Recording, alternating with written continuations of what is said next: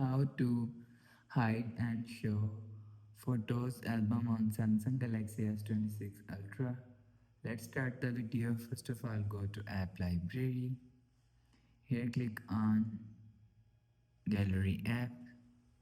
After click on gallery app, click on first of all click on albums. After click on albums, click on this three dot icon. After click on this three dot icon, click on hide album. So if you want to hide album, so you will hide album from here.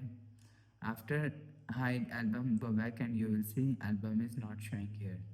So if you want to show album, click on this three dot icon and click on hide album. If you want to show, so turn off this button. After turn off this button, you will see album is showing on your album list. After the process, go back to home screen. So that's how you can show and hide photos album on Samsung Galaxy S26 Ultra. If you like the video, please subscribe. Thanks for watching.